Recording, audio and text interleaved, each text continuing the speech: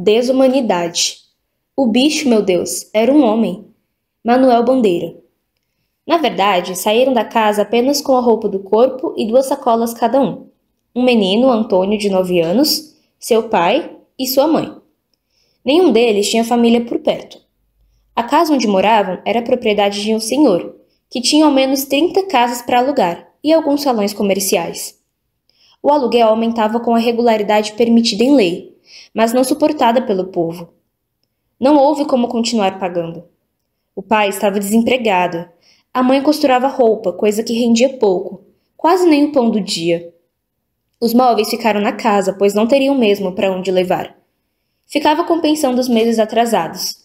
Nem ficaram sabendo que depois o dono colocou fogo, pois segundo ele tinha um cheiro horrível. Os 3 ficaram na rua, um dia só, pois ninguém merece. Mal dormiam porque não havia nenhuma superfície confortável. Pelo menos poderiam ter trazido um colchão. Depois ficaram mais um dia, mais outro e todos os seguintes. Escolheram um lugar no centro da cidade. Passava muita gente. Algumas pessoas tinham pena da criança e davam o que comer. O pai do menino começou a beber como nunca. Bebia de cair e onde caía, ficava desmaiado. Acordava apenas para beber. A mãe do menino, uma noite dessas, sumiu. As más línguas fofocavam que ela tinha arrumado um outro homem que ficava sóbrio e tinham de morar, mas não aceitava a criança. Entretanto, ninguém sabia se isso era verdade mesmo. Fato é que não foi mais vista. Depois disso, o pai do menino não só bebia, mas brigava e batia sempre que tinha oportunidade, por motivos imaginários. Ele já bebia antes, mas a agressividade ficou insuportável. Em pouco tempo, o menino achou que seria melhor ficar por si mesmo. Não havia muita vantagem em ficar com o pai. Às vezes, tinha até que dividir a comida que ganhava. Foi embora. O pensamento do menino foi ficando cada vez mais pouco, até que não precisava pensar em nada. Só comer, dormir e fugir do perigo. Às vezes, sua imagem causava espanto e o alimentavam, mas suas feições estavam cada vez menos simpáticas. O que sobrou de roupa era sujo e rasgado. Ele mordia as coisas até o osso. Um dia, ao tentar abrir um saco resistente na rua para ver o que achava, notou que haviam dentes muito maiores na sua boca. Os seus caninos haviam se tornado verdadeiros caninos. Pelo menos agora consigo abrir e morder as coisas com mais facilidade, pensou. As unhas de cachorro vieram em seguida, quando brigava com um cão que estava atacando. No mês seguinte, ao fugir de um guarda no parque, notou que corria muito mais rápido em 4 patas, e não demorou para que seus membros virassem de fato patas. O guarda mal pôde distrair e era mordido na canela. Quando chegou o frio, o pequeno ganhou pelos. Os pelos eram eficazes e Endo dispensavam de conseguir roupa. Andava agora em grupo de cães, como ele. Sua visão ficou ruim e buscava as coisas pelo cheiro. Sentia o cheiro do perigo de longe e já era muito bom em fugir de pedradas. Já não conseguia muitas esmolas nem comida dos pedestres. Instalou-se na frente de um barzinho, que ficava diante de uma avenida bem movimentada. O dono do bar lhe dava dinheiro em troca de afastar os outros bichos e os bêbados que arrumavam confusão. O único som que saía da sua boca era "gah!" Era suficiente. Em uma das madrugadas, um bando de jovens voltavam muito alterados da balada e queriam confusão na frente do bar, já fechado. O cachorro, com todo o seu heroísmo, foi brigar com eles. Quando estava no meio da rua, passou um carro em altíssima velocidade. Bateu no cachorro, que voou. Já era. Uma jovem que estava no grupo deu um grito. Ai, meu Deus! O cachorro morreu! A jovem aflita logo seguiu com o grupo e esqueceu. De dentro do carro, o motorista era um senhor que ficou levemente irritado. Tomara que não tenha danificado a lataria, senão vai me custar uma fortuna.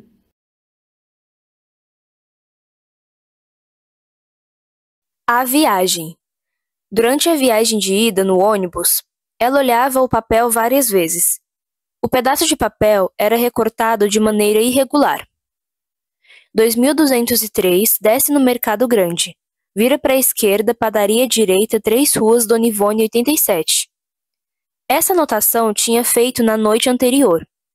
Arlete, uma amiga da mãe dela, disse que a tal Dona Ivone estava precisando de empregada e deu as instruções para ela chegar lá, enquanto todos tomavam café. À medida que Arlete falava, ela ia anotando, São Paulo é enorme. Quando viu o Mercado Grande, ela deu sinal para o motorista e desceu do ônibus. Foi olhando no papel e indo. Virar à esquerda deve ser por ali. Foi andando, passou uma esquina, duas, mas nenhuma padaria. Olhou de novo. 4, 5, 6, 7 esquinas, nada. Virou à esquerda 2 vezes e foi voltando por uma rua paralela. Talvez tivesse pego a rua errada. Você, jovem, preste atenção. Nessa época não havia mapa online, celular e GPS. Havia mapa de livro com as ruas, mas ninguém quase possuía. Ela foi de volta até o Mercado Grande. Andou mais 3 quarteirões e parou em uma lanchonete, que era pequena e meio suja, visivelmente para os empregados, que ficava de frente para um restaurante chique, de luz alaranjada. Falou para o moço do balcão. Tem alguma padaria por aqui? Tem não, padaria aqui só vai ter do outro lado de lá. Apontava para o lugar do qual ela tinha vindo.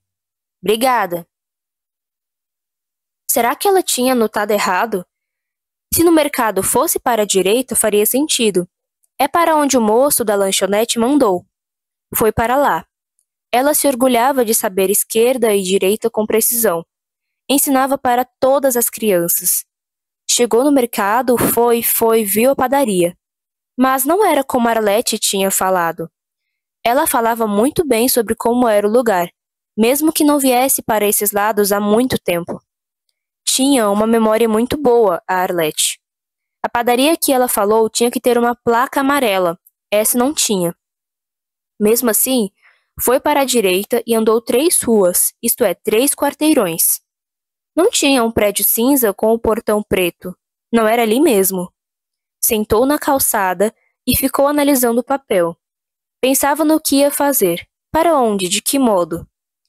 Ficou uns 15 minutos, depois levantou.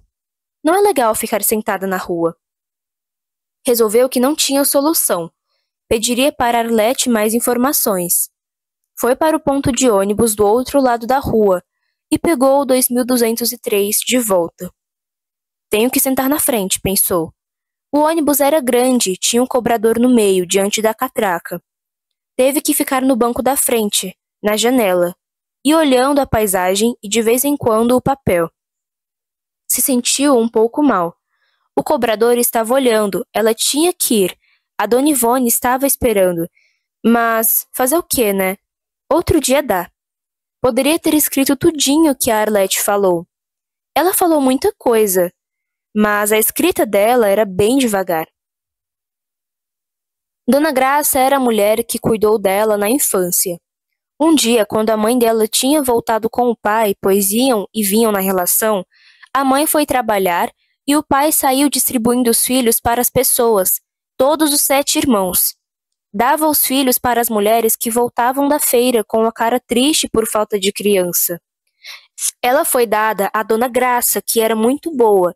Tinha uma casa grande com um jardim na frente, feito esse que estava vendo da janela do ônibus. Ela tinha que ajudar no jantar e na limpeza, mas depois disso podia ir brincar no quintal. Ela nem se importava em limpar e cozinhar enquanto as crianças assistiam TV, porque sabia que ao anoitecer, ela também poderia ver. Ela adorava o Sítio do Pica-Pau Amarelo. Foi a primeira vez que tinha uma TV para assistir. As Trapalhadas de Emília e de Rabicó foram inesquecíveis. De vez em quando, as crianças ficavam tirando sarro dela, porque ela falava diferente. Tinha vindo da Paraíba com 8 anos, e nessa época já tinha 12, mas ainda arrastavam o sotaque. As crianças a chamavam de Baianinha, mas o que mais ela lembrava dessa fase era da escola. Dona Graça mandava para a escola, junto com todos. Ela lembrava que era bem maior que a turma, pois estava com 12 anos na primeira série. Mas enquanto a professora estava falando, ninguém olhava para ela. Incomodava o cobrador olhar para ela naquele ônibus. Ela nem estava no lugar dos idosos. Será que ele sabia? Deixa pra lá. Na casa de Dona Graça, ela tinha do bom e do melhor. E Dona Graça não batia. Um dia, a mãe dela apareceu no portão de Dona Graça. Estava requerendo a filha de volta. Não teve jeito, voltou. Foi um pouco difícil sair de lá, mas ela gostava da mãe. Estava até com saudades. Depois disso, foi, junto da mãe, procurar os irmãos, pois ainda faltavam 2. Continuou na escola até os 14, não mais. Teve que trabalhar. Ônibus já estava chegando para mais da metade do caminho. Já lembrava daquele parque.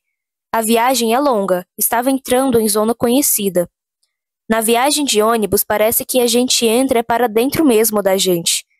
Teria que explicar para o marido que não achou a casa da tal Dona Ivone. Ele entende, não cria caso, ele sabe que é assim mesmo.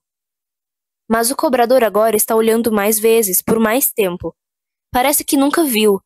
Ele já deve estar desconfiado que eu não passo para trás. Ele que não venha com graça.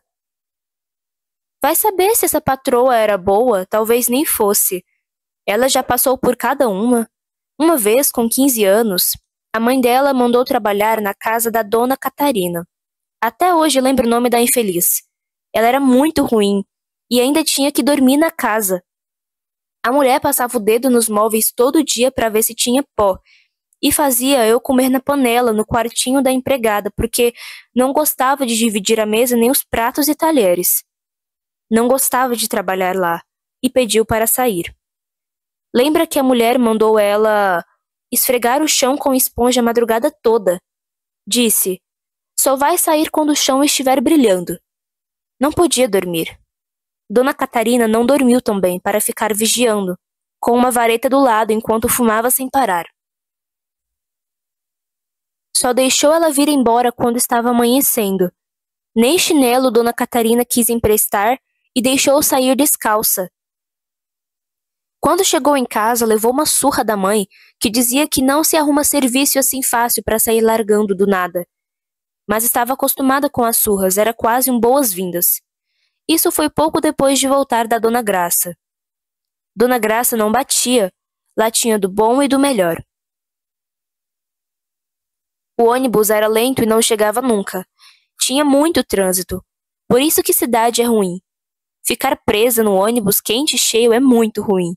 Ela tinha passado um tempo no campo, em Botucatu, mas teve que sair fugida. Era ela e o marido. Um dos irmãos dela, José Antônio, tinha falado que o fazendeiro estava contratando. Podia ir com família e tudo. Foi ela, o marido e os 2 meninos pequenos. Quando chegou lá, soube que iam morar em um barraco junto do pessoal, cada família com seu barraco. Era como se fosse uma vilazinha. José Antônio foi também. Ela lembra dos meninos chupando mexerica à vontade. Tudo verde, grande, muito grande. Na manhã do dia seguinte, o marido foi trabalhar na roça. Ela ficou para moer mandioca junto das outras mulheres e os meninos brincando no mato. Ficou sabendo pelas mulheres que todo mundo que entrava lá não conseguia sair, porque vivia cheio de dívidas com o fazendeiro. O barraco era alugado por ele junto com as ferramentas. A dívida nunca acabava. Qualquer coisa tinha os pistoleiros para fazer o serviço do chefe. Ela ficou assustada. De noite falou para o marido que tinham que ir embora enquanto não eram muito conhecidos. Chamou o irmão também. O marido estava cansado, pois tinha cavado o buraco de uma piscina inteira sozinha e o chefe contava com ele para mais um serviço. Combinaram. No dia seguinte, ela saiu bem cedinho, ainda estava escuro. Levou os meninos sem fazer barulho. Disseram para ela que 2 horas indo na direção da estrada, dava em uma quitanda, e lá passava um ônibus às 9 horas da manhã. Ela foi embora, voltou para a casa da Selma, irmã dela. Um dia depois, o marido e José Antônio apareceram com 2 sacolas de feira. Todos os outros pertences ficaram lá. A vida mesmo dá cada reviravolta, né? Lá não era tão ruim se não fosse o medo. Tinha bastante mexerica. Só tinha aquelas formigas vermelhas e grandes que picavam e ficava dolorido. O ônibus estava chegando. Teria que enfrentar o cobrador. Desceria no ponto final quando o ônibus chegou. Todo mundo foi levantando. O cobrador ia dando troco das últimas passagens. Chegou a vez dela. Eu tô sem dinheiro. Fui ver um serviço e não achei. O quê? O cobrador não entendeu. Não achei o lugar do serviço, não tenho dinheiro. Tirou 5 centavos da bolsa. Só isso. Você tá de brincadeira, né? Não pode viajar de graça, não. Olhou para o motorista. Ela não tem dinheiro. A gente tá trabalhando, pô, não pode acontecer essas coisas, falou o motorista. Ela segurou tudo que estava preso na garganta. Respirou fundo e colocou a cara feia. Tá bom, moço, eu pago na próxima. Vá embora antes que eu fique nervoso, desgraça. Não acha que pode fazer a gente de palhaço, vá? Ela pulou do ônibus e foi andando o mais rápido que pôde. Quando a cabeça deixou de ferver, foi pensando em falar para Arlete que não queria mais aquele serviço, não. Era muito demorado para chegar.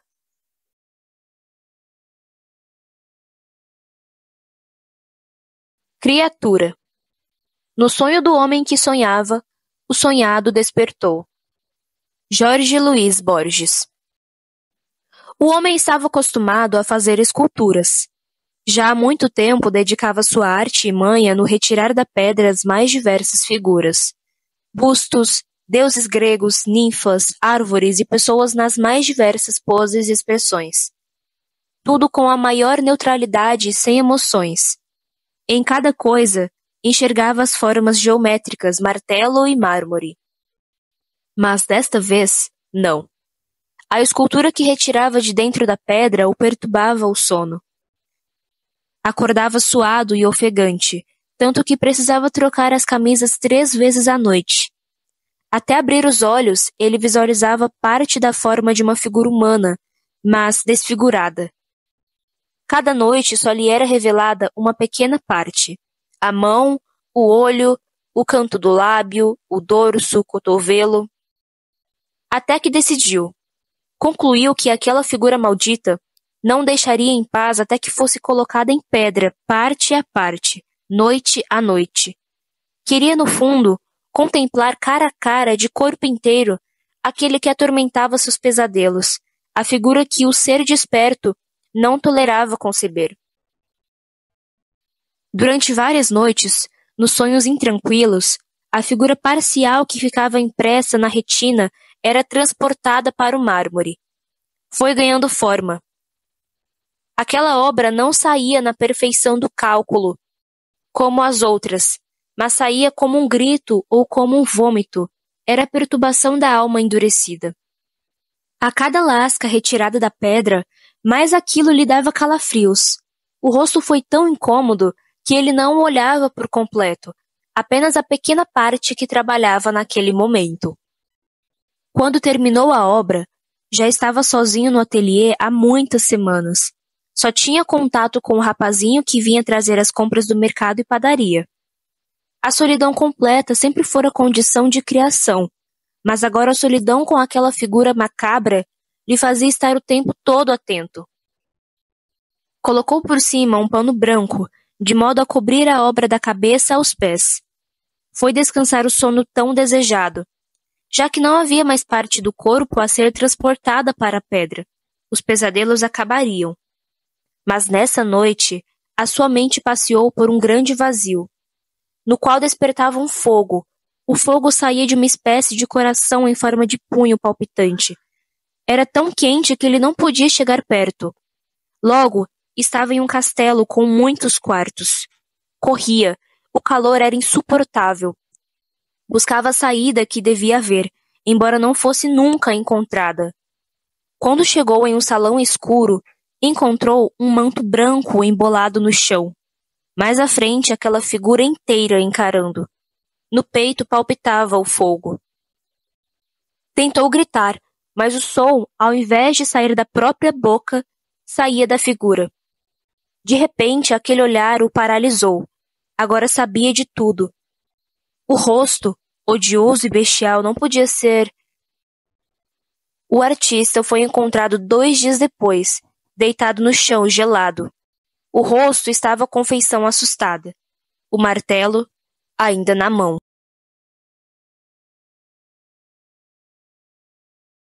Cobra de Fogo. Raízes do Brasil 1. 1499, no mar, perto de onde hoje é o litoral sul do estado de São Paulo. Uma tempestade muito forte sacolejava o navio.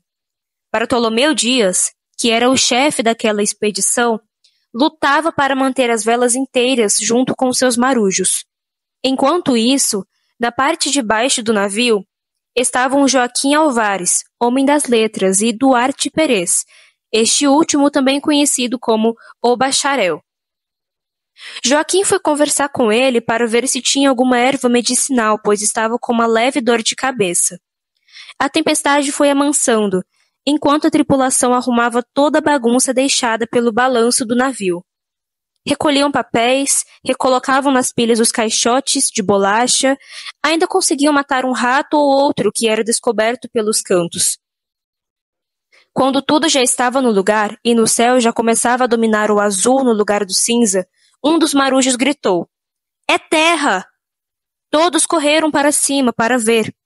Na medida em que foi se aproximando, eles puderam observar que a terra era tão grande que não viam onde começava e terminava, norte a sul. A praia tinha uma areia bem clara. Em uns 20 metros à frente, começava uma floresta bem densa, com algumas árvores que nenhum deles reconhecia. Cosme, que era cartógrafo, começava a anotar em um papel os aspectos geográficos que via, mas não podia ver muito, já que ficaram parados na mesma praia. Bartolomeu Dias chamou seus marujos mais experientes para uma conversa e disse: "Esta ilha não consta nos nossos mapas, mas pode ser uma daquelas terras gigantescas que aparecem nos boatos das cortes espanholas e portuguesas. Caso seja, é preciso que tomemos cuidado, pois aqui vivem povos selvagens que não falam nossas línguas e que talvez precisaremos enfrentar." "Capitão, não podemos estabelecer relações com eles?" "Não sei, talvez não estejam interessados. Não sabemos como amansá-los. Se aparecer um só ou dois, podemos capturar e veremos o que sucede." Após esta conversa, os marujos ficaram atentos a qualquer sinal de movimento da floresta e só foram buscar lenha na parte mais próxima, na entrada da mata. Quando todos já estavam alimentados, montou-se a guarda para que os companheiros fossem deitar-se. Joaquim Alvares e Julião ficaram de guarda, até metade da noite. Quando já era por volta de 2 horas da madrugada, Joaquim sonolento encarava a floresta, não sabendo bem o que era barulho de bicho, de folhas, de humanos. Porém, pareciam que haviam passos se aproximando, mas ele não estava se sentindo muito bem, com febre e dores de cabeça. Até que viu uma chama de fogo, única e fina, que explodiu e sumiu em instantes. Tinha o formato de uma serpente, mas após isso, total silêncio, só o vento nas folhas e os pássaros noturnos. Trocou a guarda e Joaquim foi dormir. No dia seguinte, todos foram explorar a terra de maneira mais ampla. Rumaram para o norte, sempre em bando. Alguns deles ficavam responsáveis por levar o navio pela costa, acompanhando a tropa. Quando cansaram, se instalaram em uma das praias ao norte. Joaquim e Duarte Perez foram buscar lenha, mas desta vez entraram mais adentro da mata, pois eram muito curiosos. Cosme viu que tinha uma pedra enorme, no fim da praia em que estavam e fez questão de subir lá. Lá de cima gritou: "Está vindo um exército! Os nativos vão atacar, corram!" De fato, do alto do pedregulho, era possível ver centenas de indígenas que se aproximavam, passando por um trecho em que as árvores eram menos densas. Além dos que eram vistos, poderiam supor que muitos estivessem escondidos onde não se podia ver. Um dos indígenas atirou uma flecha na direção da pedra onde estava Cosme, que desceu rapidamente. "São centenas, não temos chance. Vamos para o navio." Todos os homens que estavam na praia saíram em direção ao navio, a maior parte deles nadando. Bartolomeu e Cosme foram no barquinho que haviam deixado na praia. Em 5 minutos, todos estavam no navio, com exceção de Joaquim e Duarte, que estavam tão longe na floresta que não ouviram os gritos dos companheiros. Eles ouviram os passos dos nativos se aproximando, perceberam pelo som que eram muitos. Mas nenhum dos dois tentou correr, pois sabiam que estavam longe da praia. Pegaram suas armas, que estavam na cintura. Tinham apenas um tiro cada, pois teriam que recolocar a pólvora. Os indígenas os cercavam e falavam uma língua desconhecida. Duarte gritou: "Saiam de perto!" Enquanto gritava, levantou a sua arma. Mas não adiantou. Os nativos cercavam e se aproximavam com lanças e arcos, com pinturas no corpo e pele bronzeada. Quando estavam quase encostando em Duarte, este deu um tiro para o alto, e todos saltaram de susto. Recuaram uns 2 metros, mas o susto durou apenas alguns segundos. Já estavam se aproximando novamente dos 2 portugueses. Joaquim atirou em um indígena e o tiro acertou na perna. Mais um susto. Um grupo foi socorrer o nativo baleado. Os outros foram para cima dos 2. Duarte lutou, mas foi contido em pouco tempo. Joaquim nem conseguiu lutar direito, pois estava muito doente. A febre e a dor de cabeça já tinha lhe tomado todo. Eles o acorrentaram. Joaquim viu que chegou do sul um novo grupo de nativos, que tinham as suas pinturas em formas diferentes destes que o haviam capturado. Viu que um dos recém-chegados chamou um dos que estavam ali para conversar. Eles falavam em tom de irritação. Joaquim imaginou que eram 2 líderes que debatiam algo sério, até que um deles, que fazia parte do grupo que capturou, mandou buscar o Duarte. Ele foi levado até o outro grupo que o pegou e foi embora em direção ao sul. Agora ele estava completamente sozinho. Eles saíram dali em direção ao noroeste por uns 20 minutos, chegando a uma pequena aldeia. A aldeia tinha por volta de 11 casas, cobertas com palhas e rodeadas com troncos finos. Alguns dos nativos ficou por ali, e outros continuaram seu caminho. Joaquim ficou amarrado em uma dessas casas. De vez em quando, alguém colocava a cabeça para dentro para vigiá-lo ou os curiosos para vê-lo. A doença já estava começando a passar. Lhe deram alguma coisa para comer. Ao anoitecer, o chefe que ele vira conversando antes foi até ele, cortou um pedaço do seu braço, uns 3 centímetros, e colocou em uma cuia de barro com água. Ele acendeu o fogo e cozinhou aquela cuia. Todos os indígenas daquela aldeia se juntaram ali onde ele estava, em frente ao chefe e à cuia fervente. Eram 42 pessoas. Joaquim contou. O chefe tirou a cuia do fogo, falou algumas palavras e serviu um gole para cada um, levando a cuia à boca de cada nativo. Não era o suficiente para se alimentar, mas eles pareciam ansiosos para receber o líquido. No dia seguinte, ele pensava que ia morrer. Não tinha mais jeito. Pensou nas grandes navegações de seu povo e nas histórias heróicas. Provavelmente as histórias nunca chegariam a falar dele, pois não havia ninguém para registrar seus feitos. Elaborou estes versos, que ficava repetindo mentalmente.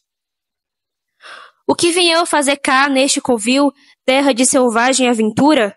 O mar, o fel, a arma e o pavio são todos vãos diante a pedra dura. Sem os companheiros nem fuzil, ao pé de estranha noite escura. Ó rei, não me permita o mau destino, pois de ti eu vim a espalhar o hino. Será que mal eu faço nessa terra, que o mundo me condena ao degredo? Não esperem de mim que fuja a guerra, enfrento tudo antes de vir o medo. Minha honra só acaba quando em terra, mesmo se pereço em segredo. Meu Deus, dai a resposta, pois urgente, eu sei que acompanha minha gente.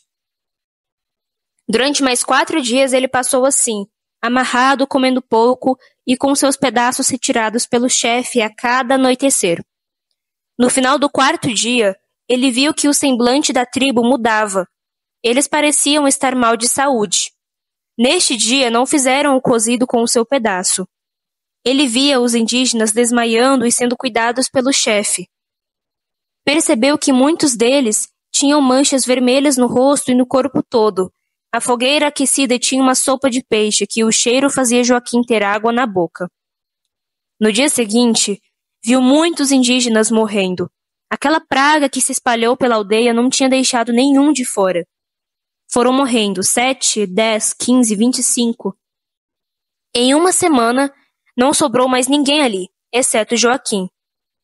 Quando ele percebeu que estava sozinho, forçou a corda até estourar. Pegou a lâmina que era usada para cortar sua carne e soltou as suas mãos, que estavam presas uma à outra. Foi até o centro da aldeia, onde havia uma fogueira quase se apagando.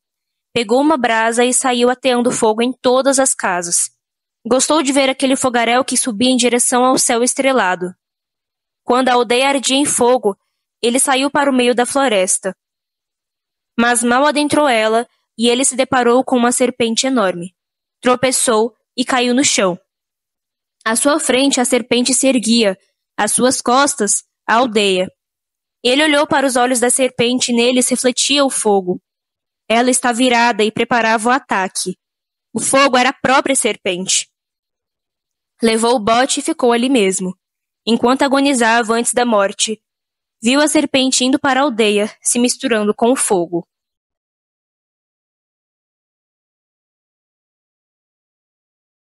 Mate do pastor. Na sala de estar da casa de Alexander, é servido chá com biscoitos enquanto ele e seu amigo Marcos preparam o tabuleiro. Alexander inicia o jogo. 1 e 4. No castelo do Reino das Terras Brancas, o rei Luís, inquieto, andava para um lado e para o outro no salão principal, na frente do trono. O salão era claro, com o chão todo de mármore branco, de modo que a luz dominava completamente o ambiente. Ele esperava que os conselheiros, há pouco requisitados, estivessem presentes, pois um confronto com o reino vizinho deveria iniciar, e não havia tempo a perder. Chegou o grupo de conselheiros. Padres, rainha, cavaleiros e guardas do castelo. Cada um tinha seu modo de agir. Cada um mirava alvos diferentes.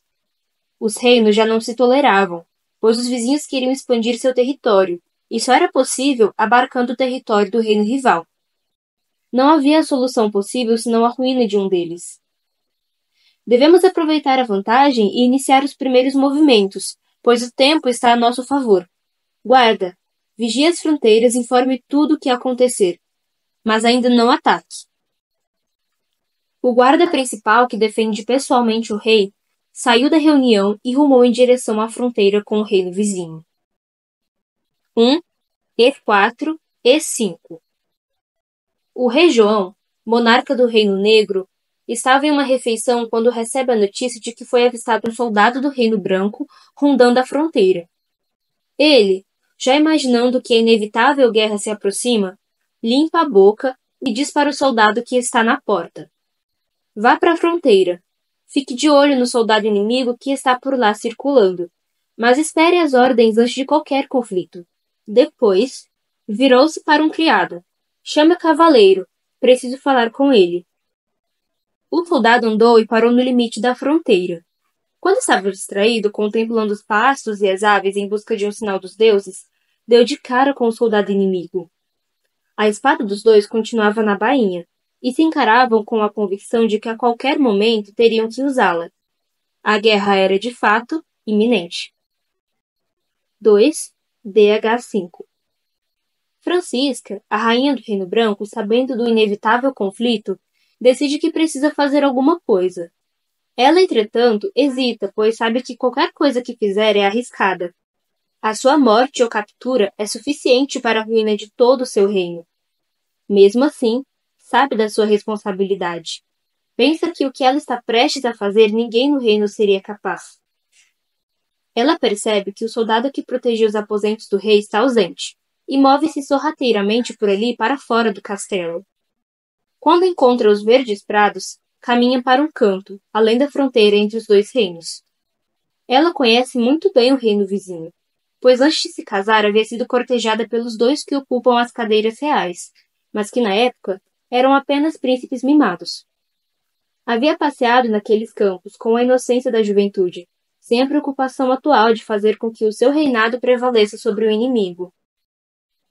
Ela se colocou em uma posição abaixo de uma árvore. De lá, conseguia ver um lugar que era guardado por apenas um soldado. Sabia que ali era um ponto fraco das defesas do castelo, pois quando jovem havia entrado furtivamente por ali, para ver o príncipe. Aquele lugar ficava perto da sala onde o rei trabalhava, assinando os decretos e fazendo discursos. 2, DH5, CC6. A rainha do Reino Negro, Marta, se encontra com Lancelot, um dos cavaleiros. Este estimado cavaleiro esteve ao seu lado durante toda a sua vida, sendo um companheiro em todos os momentos de necessidade. Quando havia alguma viagem, era ele mesmo que ficava à frente da guarda da rainha, conduzia sua carruagem e não saía de perto dela, com medo de algum atentado. Agora, ele via em seu semblante uma preocupação que acentuava suas rugas. Isto o consternou. "O que te aflige, ó minha rainha?" perguntou. "Meu destino se funde ao destino desta terra", disse a rainha. "Por isto preciso que esteja atento e que lutemos, nós dois, pela coroa que meu marido carrega. O tempo do derramamento de sangue se aproxima. Coloque-se à frente da batalha. Eu estarei aqui, me preparando para oferecer minha guerra." 3, BC4. O bispo branco tinha ido fazer uma visita à rainha para abençoá-la e para dar conselhos. Porém, percebeu que ela não estava em seu quarto e que nenhum dos serviçais do castelo sabia de seu paradeiro. Ele imediatamente começou a procurar por ela em toda parte. Até que lhe veio a ideia. Ela poderia estar a se aventurar no reino inimigo, tentando ato heróico ou ato de traição, mas que apenas colocaria tudo a perder. Foi então procurar por ela no campo, na direção do reino inimigo. Ele sabia da relação passada entre a rainha e o rei João. Ela havia confessado a ele que o rei inimigo, João, era o favorito de seu amor quando jovem, mas que o seu pai havia decidido que se casaria com Luís, o que aceitou finalmente, percebendo que não havia escolha. O bispo desconfiava de uma traição, que não só mancharia a honra do rei, mas que destruiria o reino, pois a situação de guerra fazia com que alguém tão importante como a rainha tivesse um papel decisivo. 3, BC4, CF6. Seguindo a estratégia do Rei Negro, o Cavaleiro Real se coloca em posição à frente ao castelo. Ele começa a imaginar sendo um grande mestre das estratégias militares, como pode saltar com seu cavalo em direção ao reino vizinho, seu ataque sempre imprevisível e desconcertante. Ele percebe que em um dos lugares que está ao seu alcance, uma moça desconhecida passeia. Ele pensa em ir até ela e pedir que se retire, pois em breve aquele lugar se tornará um campo de guerra. Ela deve buscar um local tranquilo para o seu passeio, e isso só é possível longe daquelas terras. Caso contrário, que fique em seu lar. Mas não deu tempo, pois... 4, DXF7, hashtag. A rainha percebe que, com o cavaleiro naquela posição, onde ela estava passa a não ser mais um lugar seguro. Ali só havia duas escolhas: ir adiante e colocar-se na zona mortal, ou voltar para um local seguro e contemplar a guerra da retaguarda. Mas está decidida a não recuar. Ela passa despercebida pelo cavaleiro e consegue se instalar nas suas costas. Se encontra com o guarda daquela entrada do castelo, que diz: "Boa tarde, senhorita. Quem és? Não devias estar aqui." "Sou uma humilde camponesa. Vim trazer um pedaço de pão, pois te vi neste poço desde cedo e imagino que esteja com fome." "Estou sim. Agradeço pela gentileza. Aceito o pão. Mas não posso permitir que fique por aqui." Ela se afasta lentamente.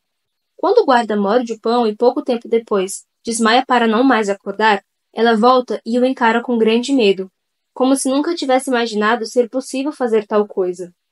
Havia preparado o pão para o rei João, mas precisava passar pelo guarda. Vê-lo caído no chão, ao mesmo tempo que lhe amedrontou, lhe deu coragem, a coragem do desespero. Já que tinha ido tão longe, seria preciso ir até o fim. Adentrou o castelo, abriu a porta do escritório do rei. Encontrou ele sentado em sua cadeira, atônito ao vê-la em sua sala. "Francisca, o que fazes aqui?" "Vim ver-te." "Agora não é um bom momento para nos encontrarmos. Nossos reinos não estão mais em harmonia, e receio que teremos que nos enfrentar." "Mas justamente por isso preciso vê-lo." "Não há como interrompermos o movimento do destino. Muitos soldados e cavaleiros já estão a postos. A qualquer hora a luta explode." A rainha branca se aproxima do rei João. Ele não sabe como reagir a isso e apenas espera. Ela segura seu braço e lentamente lhe dá um beijo nos lábios, enquanto as lágrimas caem. Ele, no espanto, permanece de olhos abertos e percebe que, de fora da sala, O bispo do Reino Branco está a admirar tudo pela porta aberta, com sua batina suja da grama. A rainha afasta sua boca da face tremente do rei e lhe enfia um punhal no peito, na altura do coração.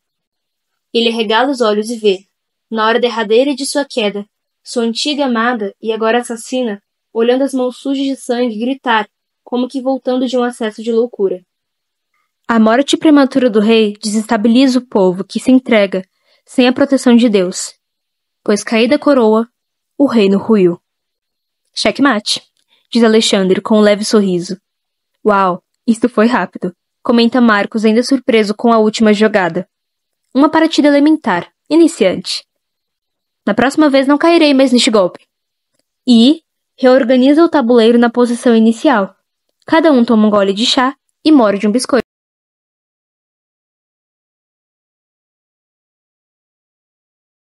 Substância: despertador, olhos, espelho, olheiras, escova de dentes, café, TV, jornal, roupa, bilhete único, mochila, porta, quintal, rua, ponto de ônibus, tempo. Ônibus, sinal, catraca, bancos, pessoas, janela, casas, prédios, bares, padarias, tempo, sinal, porta, rua, ponto de ônibus, tempo, ônibus, sinal, catraca, tempo. Sinal, porta, rua, esquina, porteiro, crachá, elevador, andar, colegas, mesa, computador, papéis, fichas, cadastro, planilha, chefe, meta, atraso, corte, desemprego, meta, planilha, chefe, papéis, montanha, cansaço, relógio. Porta, refeitório, café, biscoito, conversas, relógio. Mesa, computador, fichas, nome, endereço, dados, planilhas, pilhas, dedos, teclas, cansaço, sufoco, apneia, banheiro, celular, Instagram, viagens, praias, danças, celebridades, mansões, carros, festas, relógio. Mesa, computador, planilhas, nomes, fotos, números, tempo, relógio. Mochila, elevador, portaria, rua, ponto de ônibus, anoitecer, ônibus, sinal, caminho, casas, esquina, lar. Esposa, crianças, jantar, arroz, feijão, chuchu, ovo, mercado, preço, trabalho, boletos, energia, água, internet. Escola, livros, história, matemática, brincadeiras. Televisão, novela, jornal, celular, Instagram, viagens, mansões, restaurantes, cafés, festas, ricos, sono, sofá, almofada, mansão, dinheiro, sucesso, conquista, chances, sonhos, felicidade. Despertador.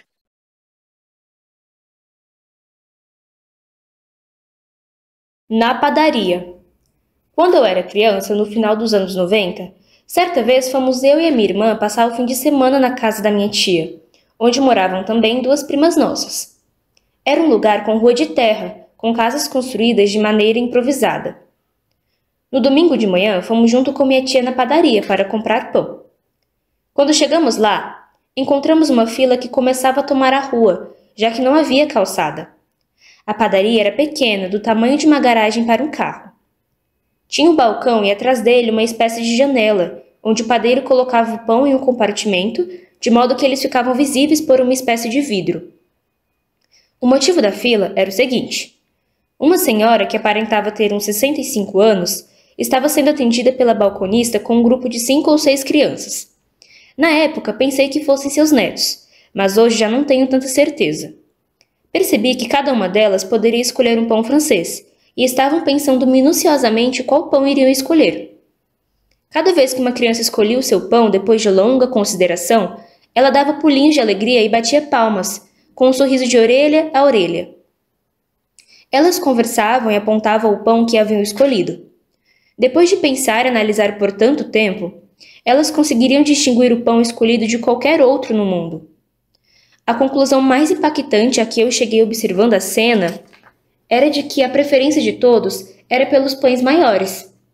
Eu vi que a escolha do pão para elas era a coisa mais feliz que aconteceria naquele dia, talvez naquela semana, pois só isso justificaria tamanha alegria.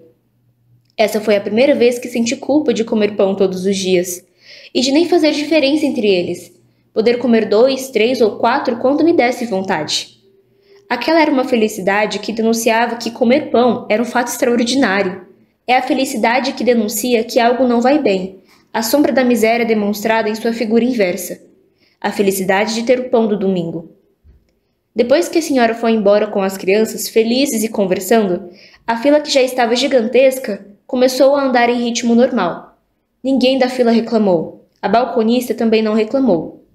Todos estavam sentindo e pensando aquela cena, com a culpa de serem um pouco menos pobres do que aquelas crianças. Mas no íntimo estavam contagiados com a felicidade sincera, que pesava fundo em cada um. Aquelas crianças hoje teriam pão.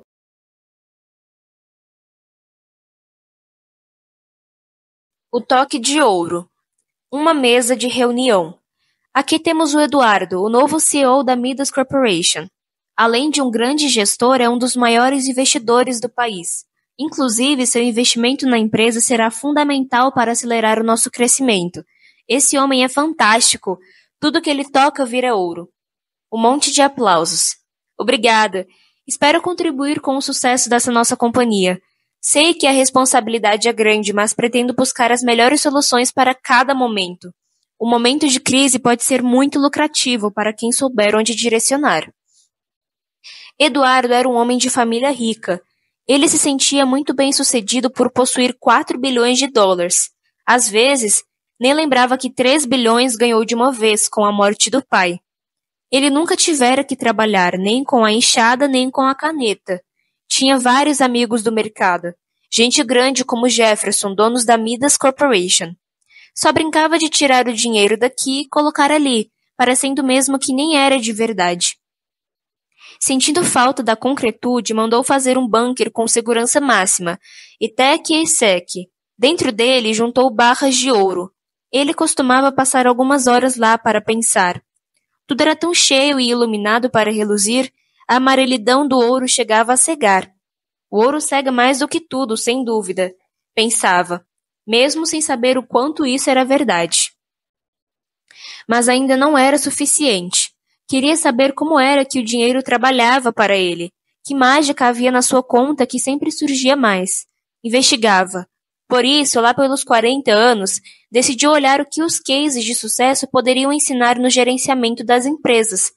Viu casos de empreendimentos na crise. Sacou as manobras envolvendo influências políticas. Tinha vontade de colocar a mão na massa. Certo dia estava conversando com Jefferson. Como está a vida, bacana? Estou muito cansado. Acho que vou tomar um tempo livre. Eu e meu filho estamos querendo um lugar para dar uma viajada.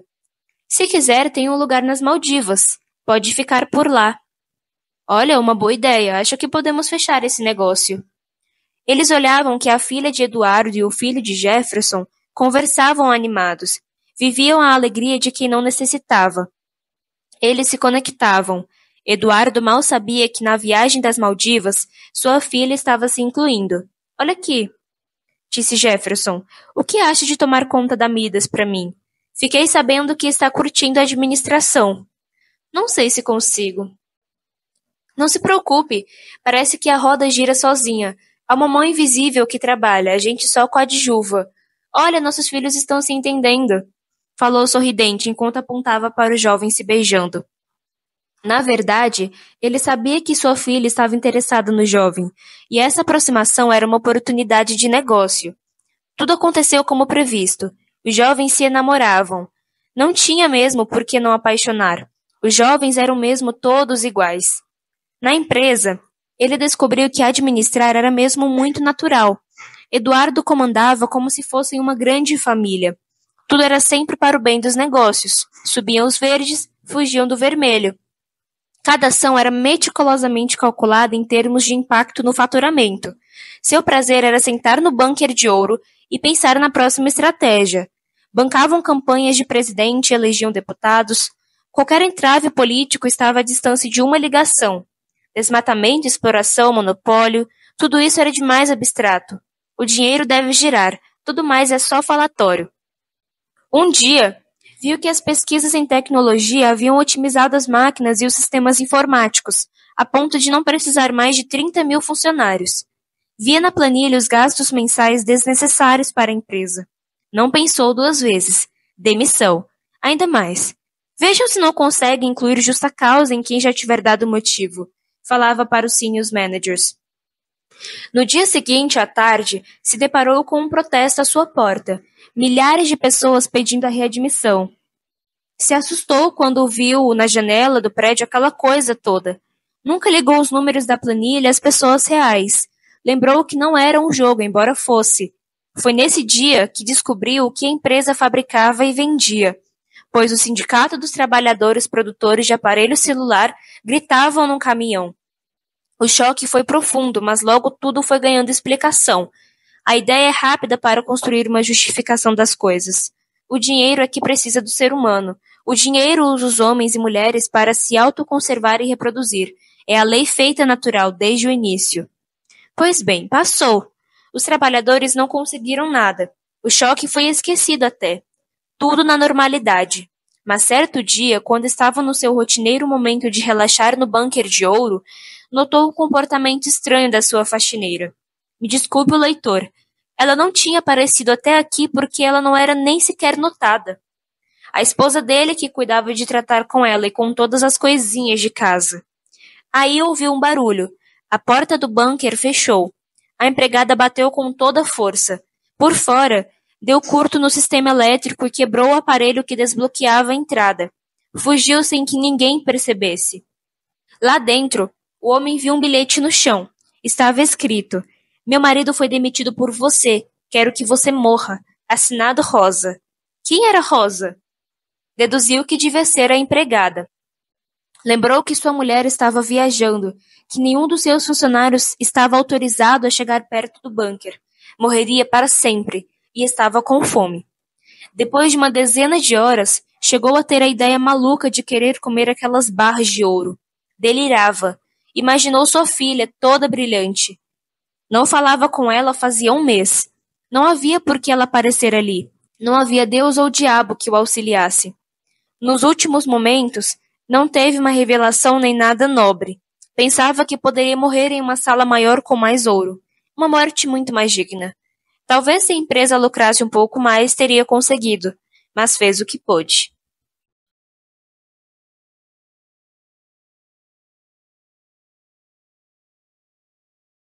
A menina da carteira da frente. Então, doutora, minha mãe quis que eu viesse aqui porque eu estou com problemas em matemática. Realmente eu estou tirando notas baixas, mas eu estudo. Não sei o que está acontecendo. Minhas amigas até estudam menos do que eu e conseguem ir bem. Ficam dizendo: "Carolina, é só decorar algumas regrinhas e pôr em prática nas contas." Mas essas regras me confundem. Eu chego em casa e faço todos os exercícios que a professora passa, mas quando eu chego na aula, estão todos errados. Na verdade, preciso ser sincera.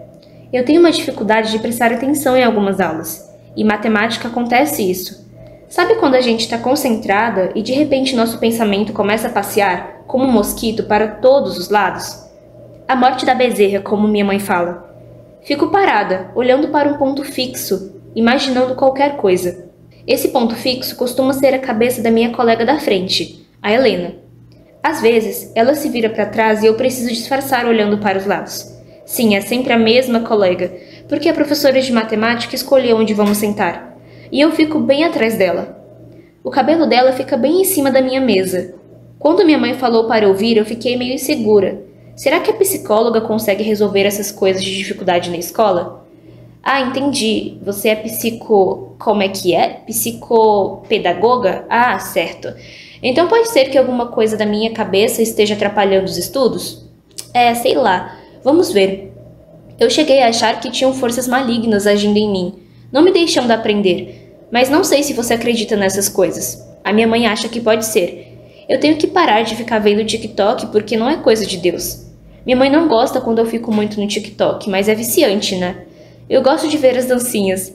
Tem umas meninas que dançam muito bem. Quero aprender. Oi, não. Hoje eu não estou muito bem. Eu sei que hoje combinamos de falar de como é a minha rotina na escola, mas antes eu queria dizer uma coisa que aconteceu que me deixou muito chateada. Nós meninas não temos permissão para frequentar a sala de jogos, porque a escola falou que é para os meninos. Tem pebolim e tênis de mesa. Só que algumas meninas ficaram revoltadas e reclamaram para a direção que também queriam usar a sala. Queriam fazer abaixo-assinado e tudo. Aí eu disse que não precisava de tudo isso, não era nada demais. Não pegava bem para as meninas ficarem metidas nessas coisas.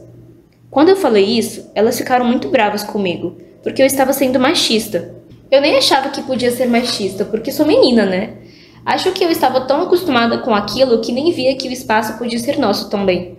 Eu lembro que Helena falou: você acha que só os meninos podem ter diversão e a gente tem que ficar quietinha em um canto? Isso que ela falou me deixou para baixo. Não tinha pensado por esse lado. E eu estava sendo mesmo uma tapada. Mas saiu no automático. Não é uma coisa na qual eu tenha pensado. Só não queria confusão.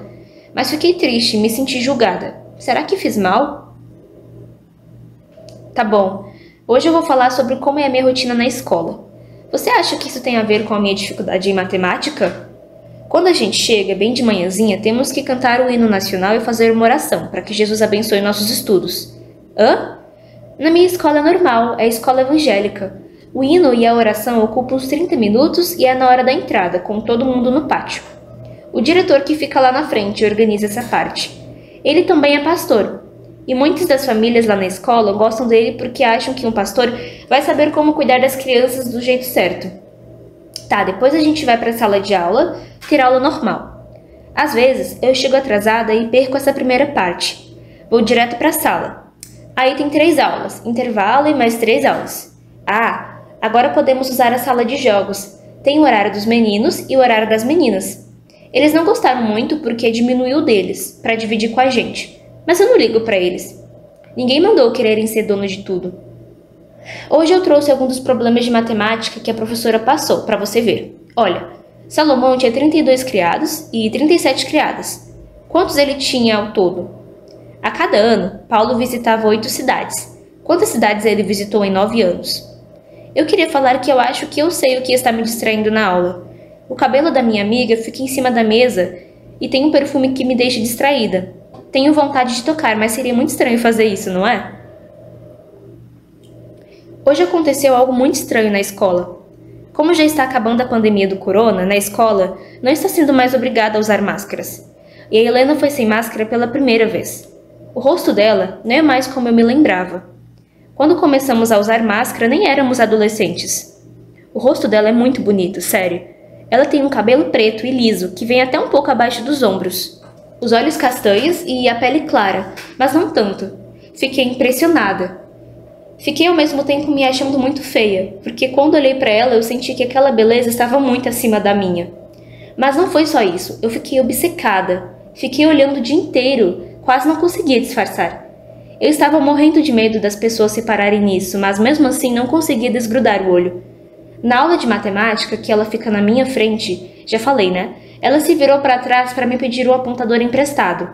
Quando entreguei para ela, minha mão estava gelada e meu rosto vermelho. Ela nem deve ter notado. Quando devolveu, nem falou nada, mas deu um sorrisinho leve. A imagem do sorriso dela ficou na minha cabeça o dia inteiro. Quando eu rio, eu dou gargalhadas, abro muito a minha boca, mostro todos os dentes. Não sei dar um sorriso leve como o dela, que mexe só um pouco os lábios. A Helena é muito séria. Ela fica estudando o tempo todo. E quando não está estudando, fica desenhando. Já aconteceu de ela ficar 2 aulas inteiras desenhando, quando o professor faltou. Durante todo esse tempo, ela não levantou os olhos do papel, só para pegar os lápis de cor, e eu olhava de vez em quando para ela, sem que ela me notasse. Eu convidei Helena para minha festa de 13 anos, mas eu estava torcendo para ela não ir. Eu tive que convidá-la, porque eu convidei todo mundo da minha turma da escola. Ela disse que precisava ver se os pais dela iam conseguir levá-la na festa. Acontece que, quando estou perto dela, eu não me sinto à vontade para ser como eu sou mesmo. Eu fico envergonhada quando eu faço alguma bobeira. Fico me sentindo idiota. Outro dia, eu fui surpreendida com a Maria Clara dizendo para mim que o Gustavo, da nossa sala, queria ficar comigo. Eu pensei, como assim? Eu não achava que alguém fosse querer ficar comigo e, sinceramente, isso me pegou de surpresa. A minha resposta imediata foi não, e eu não consigo me ver beijando os meninos. Será que eu ainda sou muito nova para isso? Mas eu acho meio nojento. Eu sei que tem gente que fala que acha nojento, mas na verdade não acha. Mas eu acho mesmo, sério. Eu te contei que a festa anual da escola aconteceu na minha igreja? Muita coincidência, né? É que o diretor é amigo do pastor de lá. Achei muito legal porque meus amigos da igreja conheceram os da escola. Mas a Helena lá me deixou um pouco tímida. Com o pessoal da igreja eu sou muito brincalhona, sabe? E não quero que ela me veja assim. Eu brinco de pega-pega, esconde-esconde, coisas de criança. Não quero que ela ache que eu sou uma criança. Eu sei que não deveria me preocupar com o que ela acha, nem com os outros. Mas eu fico me sentindo idiota perto dela, não sei se você me entende. Na escola, uma vez eu fiquei passando mal, porque eu estava atrás dela e toda vez que ela se mexia, eu achava que ela ia se virar para falar comigo e meu coração acelerava. Eu pedi para ir no banheiro e fiquei demorando de voltar porque eu estava com medo de conversar com ela. Eu nunca puxo assunto com a Helena, mas ela fala comigo e eu não consigo responder direito, porque meu pensamento fica prejudicado. Na sexta-feira da semana passada, fomos para uma excursão. Fomos conhecer o Templo de Salomão, e isso da escola. Na excursão, a gente não precisaria estar de uniforme. Eu fui com uma roupa básica, a mesma que eu uso para ir para a igreja. A Helena estava toda de preto, com uma calça jeans preta e com uma camiseta preta que tinha uma abertura no ombro. Ela estava deslumbrante. Eu fiquei tão fascinada por ela que mal conseguia despregar o olhar. Estava mais bonita do que sempre, se é que é possível. Eu tentava não encarar tanto porque as pessoas iam reparar. Era escancarado demais. Uma parte de mim ficava falando: para de olhar, mas eu não conseguia. Quando dava por mim, já estava olhando de novo. Os meninos ficaram tão bobos que corriam para lá e para cá. Nós, meninas, ficávamos todas juntas e demos várias voltas no prédio. Antes de irmos embora, fizemos uma oração. O professor de história e o diretor, que estavam levando a gente, pediu para a gente fazer uma roda e darmos as mãos. Dei as mãos para o Pedro e para a Helena. Eu nunca tinha segurado na mão dela antes. Assim que a minha mão encostou na dela, o coração acelerou como nunca. Achei até que fosse desmaiar. Depois de uns 2 minutos, no meio da oração, eu senti minha mão suando. Me bateu um desespero. Minha mão está suando e ela vai perceber. Eu nem mexi a minha mão para não chamar a atenção. Ela vai sentir o suor na mão dela. Eu nunca mais vou conseguir olhar na cara dela sabendo que ela viu minha mão suar. Agora eu acho que não era para tudo isso, mas foi exatamente assim que pensei na hora. Estava extasiada. Quando terminou a oração, minha mão estava quente e úmida. Mas aparentemente ela não percebeu. Passou o dedo nos cabelos colocando-os atrás da orelha. A imagem dela com os cabelos atrás de uma das orelhas também ficou na minha mente, como a do sorriso leve que só ela sabe fazer. Ontem nós fomos para o culto e o pastor ficou falando de como os pais têm que ter cuidado para que os filhos não se tornem gays. Falou de como a lesbianice está dominando as meninas. Aí eu fiquei angustiada. Fiquei pensando, será que sou sapatona? Não quero ser, mas eu acho a Helena muito bonita. Você sabe disso. Eu não quero que minha mãe saiba disso, você não vai contar, né? Talvez seja a hora de eu aceitar ficar com algum menino. Lembra que o Gustavo queria ficar comigo?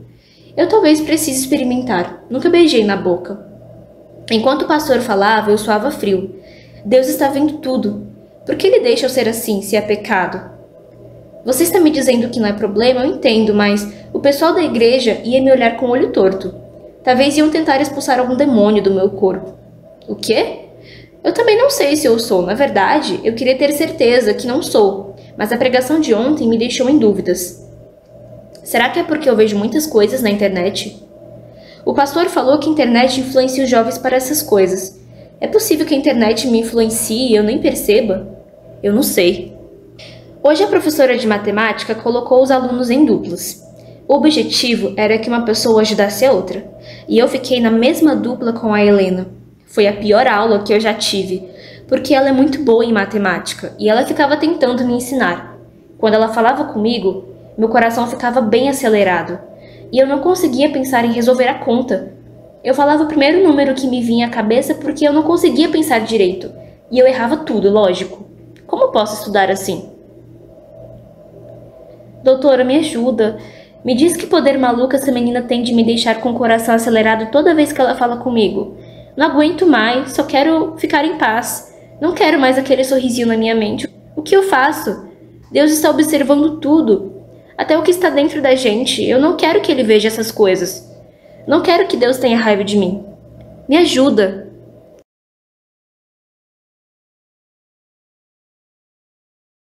O segredo. O menino sai do portão para a rua, mas o mundo está diferente. O asfalto, a calçada, as árvores, as casas, tudo adquire uma nova feição. Isto porque as coisas compartilham com ele a verdade por trás de tudo que é aparente. Ele agora é detentor do segredo. Quando olha para as pessoas indo para o mercado, voltando do trabalho, as crianças brincando, tudo adquire um aspecto de vida automática, sem sentido. Eita vida besta, meu Deus! O mundo parece uma máquina que gira sem sair do lugar, engrenagens arranhadas e sujas de óleo. O segredo dele é um lugar na mente que foi criado nas suas horas de leitura, um espaço próprio. Um casarão com seus vários quartos, cheios de coisas que foi acumulando dia após dia. De vez em quando, ao fechar os olhos, entra lá, passeia e brinca com alguma coisa. O mais legal, entretanto, é quando alguém aparece no casarão para conversar com ele. É este o momento da leitura.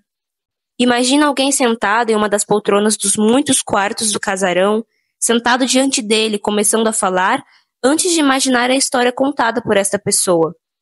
Os autores, após a companhia de algumas horas, já são sentidos como íntimos, como amigos e mestres ao mesmo tempo. Cada um era recebido em um lugar diferente. Na sala de visitas, no anfiteatro, na sala de piano, era um lugar nobre e dourado. O que os convidados lhe diziam, ele ouvia como se fossem fofocas que não podem ser espalhadas. Todos contavam histórias que, intencionalmente ou não, lhe mostravam outras formas de ver o mundo. Mesmo sabendo que as histórias eram mentiras, só o fato de serem pensadas já era suficiente. Em algumas histórias ele se irritava, algumas lhe faziam chorar e outras o deixavam meditativo por dias. Preferia as últimas, que alimentavam o pensamento, sobre ele mesmo e sobre o mundo em que ele vivia. Às vezes, uma frase, um mísero pedaço de história batia-lhe na cara com a força de um relâmpago e iluminava tudo. Estas frases ficavam ecoando na sua cabeça. A arte existe porque a vida não basta. Ele tinha ficado com esta frase, mas nem lembrava de onde tirou. Às vezes, se estava colocando na boca de um autor, às vezes de outro. A questão é que os autores falavam coisas que se misturavam com os pensamentos próprios, indistintamente. Eram como tijolos com os quais ele construía os próprios pensamentos, sua identidade. Ele também jogava futebol na frente de casa. Morava em uma rua residencial pequena, quase sem saída. Uma das pontas da rua era uma ladeira muito íngreme que os carros não costumavam passar, portanto tinha espaço para brincar. Nos seus 12 anos, jogava bola quase todo dia, mas durante os intervalos, as conversas prosaicas não satisfaziam. Era muito pouco, raciocínios rasos, a escola, a casa, o novo filme de corrida de carros, o carro novo de algum vizinho, o resultado da partida de futebol do São Paulo contra o Corinthians. Quando chegava em casa é que abria de novo o casarão e se sentava com algum convidado, russo, brasileiro, francês ou moçambicano. O casarão era muito maior do que a casa em que ele morava e ficava no espaço entre ele e o livro. Enquanto na casa dormia em um colchão no chão da sala, pois só havia um quarto, mal cabendo seus pais e irmãos. Gostava de dormir na sala, pois tinha mais liberdade de ligar a luz à noite e ler. Durante as tardes, ele gostava de subir na laje, sentar-se encostado no suporte da caixa d'água e ler. Dali, conseguia ter uma vista panorâmica da rua e de uma parte do bairro. E quando o livro instigava algum pensamento profundo, Ele olhava para o horizonte, vendo o bairro periférico e habitando seu casarão luxuoso, que só ele mesmo conhecia. Os convidados lhe contavam verdades sobre o universo. Qual o fundamento e a finalidade da matéria e das ideias? Contava sobre um cara que matou uma velha e ficou perturbado com a culpa até se entregar. Contavam sobre outro cara que virou uma barata e não conseguia sair da cama. Sobre um menino que recebeu uma carta de uma escola de magia. Sobre um cavaleiro que não existia, mas mesmo assim era uma armadura andante, extremamente sistemático e rigoroso. Sobre um homem que saiu em um barco e ficou para sempre no meio do rio. No final, acabava achando que o que acontecia com os personagens tinha, de certa forma, uma analogia com o que acontecia com ele, mesmo que fossem coisas absolutamente surreais. Ler é sair da realidade cotidiana para encontrar a realidade escondida no tecido da ficção. Ao sair da rua de novo para jogar bola ou para brincar de pega-pega, ele tinha uma certa arrogância. Sabia que conhecia coisas que eles, os da sua rua, jamais sonharam em conhecer. Já tinha conversado com gente importante, tão importante que estão marcados na história da humanidade. Ele tinha o segredo que não contava para ninguém e que ninguém tirava dele. Vivia sua vida como um menino da periferia de São Paulo, de uma rua em um bairro de Guaianazes, jogando bola na frente de casa, conversando sobre qualquer coisa sem importância. Mas sabia que a sua vida tinha algo mais, que seus companheiros da rua não tinham, e isto fazia toda a diferença. Tinha poucos professores leitores, na verdade não se lembrava de nenhum, exceto uma professora de português do ensino médio que misturava as obras literárias com sua vida pessoal. Mas ela nunca soube que compartilhavam os mesmos amigos em comum, os escritores. Lembra de alguns professores que reverenciavam a leitura como algo que é maravilhoso, mas só acessível a poucos dotados de intelecto capaz de entender estes livros. A literatura como obra sacralizada e distante. Ele, como alguém de origem pobre, tinha um pouco de medo de se aventurar em um universo que não era feito para ele, mas lia como alguém que pula catraca e se disfarça em um evento para o qual não foi convidado. Entretanto, para sua surpresa, os escritores o recebiam muito bem ali. Dostoiévski, por exemplo, tinha na pobreza parte importante de suas histórias. A preocupação de como iam pagar as contas, que ele via seus pais discutirem, estava também presentes nos personagens que ele via na obra russa. Dostoiévski era um que recebia no subsolo, escuro e profundo. Falava o tempo todo e não lhe recriminava por não estar entendendo. Assim como não herdou dinheiro, não herdou a cultura. Ele tomou a força, roubando, recebendo esmola ou ganhando auxílio do governo, nas bibliotecas públicas. Nelas encontrou a riqueza adormecida, como na caverna de Ali Baba. Como era de família religiosa, ia na igreja aos domingos e não entendia muito o que se passava por lá. As pessoas liam a Bíblia errado, como um rei autoritário dando regras para se viver certo. Mas a maior parte da Bíblia era feita de histórias, poesias e reflexões. Não cabia, muitas vezes, essa leitura, e inventavam coisas malucas para amarrar ideias desconexas, um grande malabarismo de palavras. Ele tinha certeza que não sabiam ler a Bíblia porque não sabiam ler outros livros. Às vezes, o dia estava difícil, a escola era a selva violenta de sempre, e a rua não era nada melhor. Mas chegava em casa, sentava com o livro no quintal ou em cima da laje, abria seu casarão enorme e luxuoso, e lia até o mundo se transformar.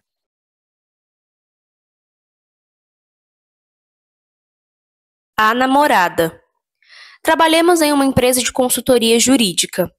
Eu faço parte do setor de arquivamento de processos, enquanto ela fazia parte do setor financeiro. Éramos auxiliares administrativos, que significa basicamente fazer o que eles quiserem que façamos. No meu caso, só confiro documentos, jogo no sistema e levo os papéis para o arquivo, que é um quarto escuro e empoeirado. Ela era uma pessoa muito introspectiva, como eu, mas tinha lá suas amigas. Ela aparentava ter uns 20 anos. Tinha uma feição que lembrava os rostos indígenas. Era magra, sem curvas acentuadas. Gostava muito de usar camisetas de manga longa, com bruxas, unicórnios e outras criaturas fantásticas. Tinha uma mochila com chaveiros coloridos e estava sempre com um livro. Tinha dias que não lia nada, porque tinha muito trabalho ou porque estava imersa em pensamentos, mas sempre estava com um livro por perto. Nunca nos falamos. Sim, nunca, nunca mesmo.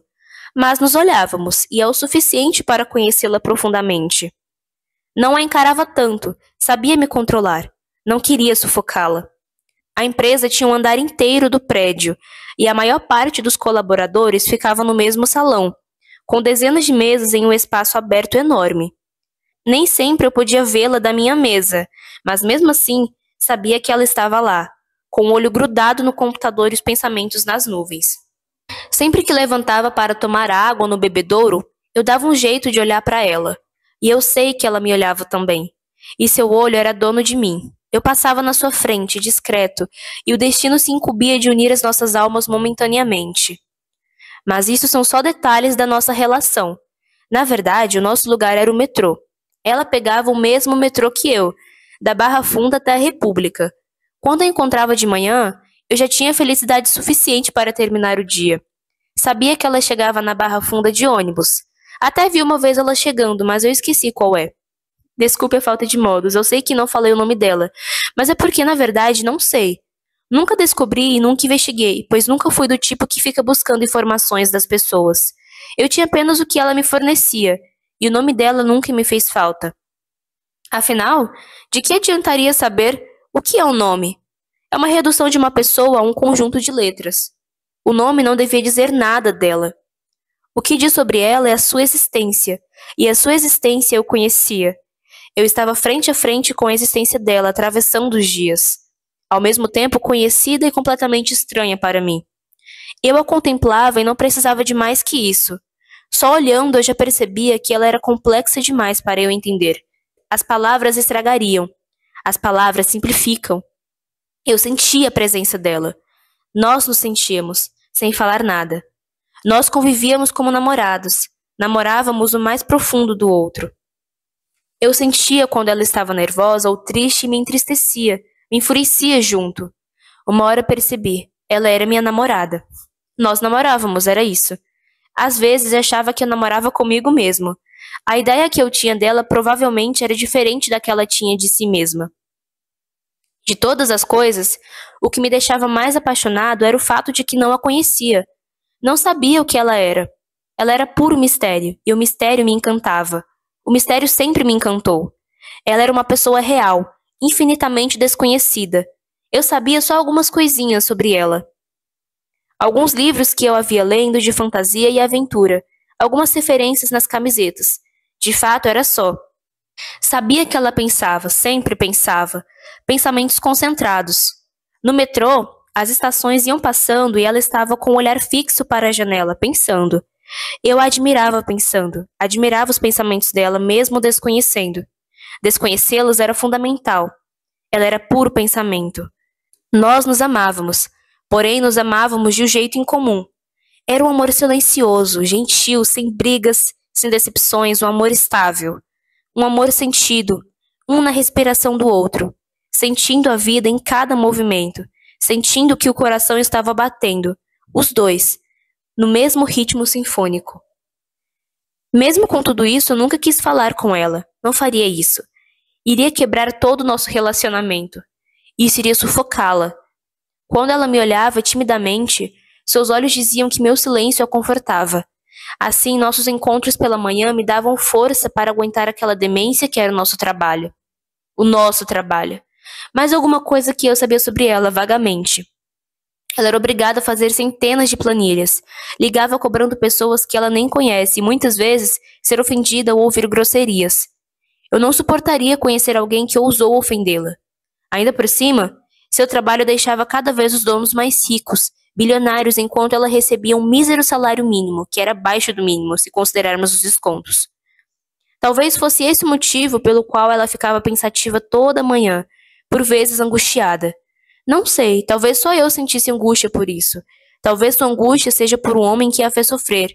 Se algum homem fez ela sofrer, é um maldito. Odeio ele. Odeio todos que ela amou e a fizeram sofrer. Bando de maldito, miseráveis. Eu não a faço sofrer, exceto quando a olho demais. Vejo que ela fica levemente desconfortável, mas quando percebo, imediatamente me corrijo. Fico bastante tempo sem olhá-la, um sinal de desculpas. Uma vez, eu estava lendo o mesmo livro que ela. Eu a vi lendo e comprei imediatamente. Quando chegou pelo correio, Ela ainda estava com ele. Ela passou do lado da minha mesa, olhou para o livro e sorriu para mim. Não precisava dizer mais nada. Eu fiquei feliz uma semana inteira por isso. Não conhecia o timbre da sua voz. Ela falava com a voz baixa, quase um sussurro. Via ela conversando com suas poucas amigas, mas não chegava nenhum som até mim, do outro lado do salão. Para mim, ela era silêncio absoluto, profundidade infinita. Me controlava sem a menor intenção. Ela se mostrava para mim, mais do que as palavras podem dizer. Talvez tenha sido meu amor verdadeiro.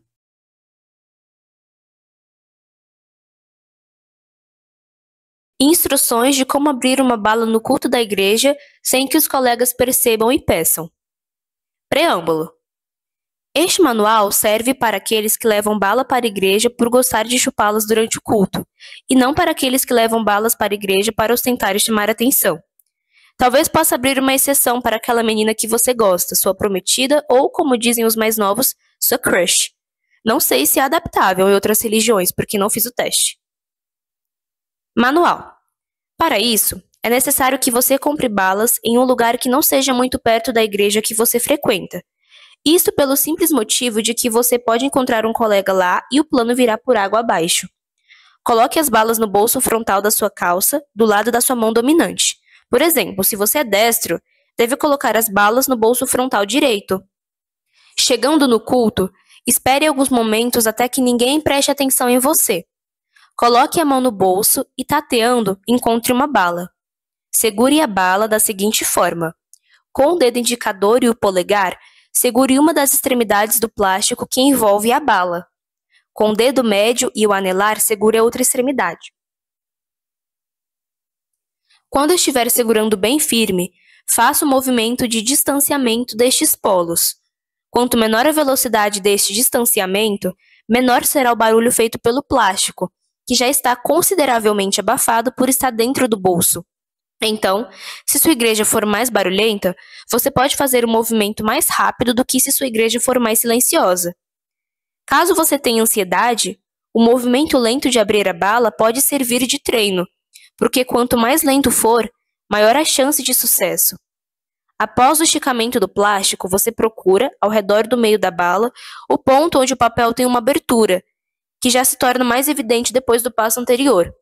Segure o papel na abertura com o dedo indicador e polegar, enquanto com o dedo médio você vai empurrando o centro da bala, de modo que ela se desenrolará gradativamente. Quando a bala já estiver fora da embalagem, segure-a com o polegar no meio da palma da mão. Retire do bolso e finja que está bocejando para tapar a boca com a mão e sorrateiramente jogar a bala para dentro da boca. Se a igreja for silenciosa, recomendo não morder a bala, pois este barulho pode servir de alerta para os colegas. Considerações finais. Talvez seja interessante treinar este procedimento em casa, antes de tentarem um culto real.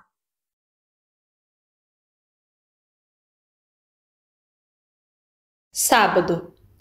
Quinta-feira, no quarto do casal, havia uma discussão de horas que finalizava com um término, total e definitivo. A mulher e o marido não se suportavam mais. Ela não suportava o jeito bruto e seco, nada romântico do marido, enquanto ele não suportava o jeito cheio de frescuras e cobranças dela. Nenhum deles estava disposto a se adequar nem a aceitar o companheiro do jeito como as coisas estão. Decidiu-se. Domingo eu vou embora. Acabou, disse o marido. Os dois dormiram com a cabeça encarando os pés do companheiro. Não tinha mais jeito. Na sexta-feira, mal se falavam, só o indispensável. Me passa o sal? A torneira está vazando. Ele foi para a empresa e ela ficou trabalhando em casa, como sempre, fazendo bolo e anunciando produtos de uma revista no status do celular. As crianças, um menino de 9 e uma menina de 11 anos, foram para a escola. Ninguém contou nada para eles, precipitadamente. O marido voltou para casa triste, falava baixo e se mexia o mínimo possível. A mulher ficava sem saber o que fazer na sua presença. Mexia as mãos sem fazer sentido. Tudo era desconforto, mas ninguém dava o braço a torcer. Quando o grande relógio da sala mostrava 11 horas da noite, foram dormir. O relógio da sala era enorme e possuía um pêndulo que ecoava pela casa toda. O tic-tac era tão comum que nem ouviam mais. e o resto é silêncio e demoramento. Quando acordam, no café da manhã. Hoje, como é sábado, eu vou colocar minhas coisas nas malas, disse ele com um tom de tristeza na voz. Mas hoje ainda é sexta, disse a mulher, e ninguém discutiu. Ela tinha retirado o calendário da parede da cozinha, mas falava com rispidez, para não ser contrariada. Meninos, comam logo este pão para se arrumarem para a escola. Mas, mãe, hoje... Rápido, disse ela, sem deixar as crianças completarem a frase. Os meninos colocam o uniforme e saem de casa. A escola era a 2 quarteirões de distância. 25 minutos depois, eles voltam. Hoje fomos dispensados, os professores faltaram. Tudo bem, disse a mãe aliviada. Brincaram, assistiram desenhos animados na TV, jogaram videogame. A mãe preparava os bolos e recebia as visitas para comprar seus produtos. À noite, o marido quis conversar novamente sobre o casamento, mas a conversa, que iniciou tranquila, desandou para uma discussão mais feia ainda que a de quinta-feira. Mais uma vez, dormiram virados. No dia seguinte, durante o café. Que dia é hoje mesmo? Pergunta o marido. Sábado, responde a mulher sem olhos nos olhos. As crianças comemoram. Hoje não tem escola. Mas o marido encara o seu pão com margarina pensativo. Toma o café em silêncio e vai trabalhar, porque ele também trabalha aos sábados. Quando as crianças voltam para casa, a menina percebe que o relógio da sala não gira os ponteiros, embora o pêndulo continuasse a fazer barulho. Marcava 18 horas. O sábado ficou. No dia seguinte, como ainda era sábado, as crianças contentes não foram para a escola. Após a terceira noite de sábado, a mãe disse para os meninos se arrumarem para a escola, mas o menino retrucou como se já tivesse preparado. Hoje não é sábado? E os dois saíram para brincar no quintal enquanto pairava o silêncio entre os adultos. Entre os adultos, a tensão ia se dissolvendo. Saber que estava acabando dava uma leveza. Pensavam, deixa ele ou ela fazer o que quiser, já está acabando mesmo? Mas nunca acabava. E o fato do tempo não passar era um desejo tão profundo que se realizava ali, impossível, diante da vista de todos. Mas o tempo não parava totalmente. Quando o marido era rude, passava a noite bebendo no bar ou esquecia o quarto bagunçado e sujo, a mulher adiantava o relógio alguns minutos. Ele descobriu que dar flores para ela, levar para jantar fora ou ficar muitos dias sem problemas, o relógio diminuía as horas. Estava quase sempre entre o meio-dia e as 19 horas. Após os 40 sábados, 2 funcionários do conselho tutelar bateu na porta. Pois não? Disse a mãe atendendo. Bom dia. Viemos saber por que as 2 crianças desta casa não foram mais na escola. Está tudo bem? A mãe e o pai conversaram com os conselheiros, longe das crianças por 1 hora. Quando eles foram embora, a mãe chamou as crianças e falou: Gente, acabei de receber a notícia que vocês vão ter aulas de sábado. Viu a cara de desânimo dos 2, acrescentou, mas não todos. A cada 5 sábados com aula, 2 sábados não terão aula. O tempo se arrastou desse jeito. Todos os dias pareciam o mesmo, até os cabelos brancos tomarem as cabeças do casal. As crianças se formaram, foram morar perto da faculdade. A menina saiu de casa em um sábado, e 2 anos depois o menino saiu, no sábado. Os pais ficaram velhos e morreram de velhice, juntos, no mesmo sábado, quando o relógio de pêndulo da sala marcava 7 horas da manhã.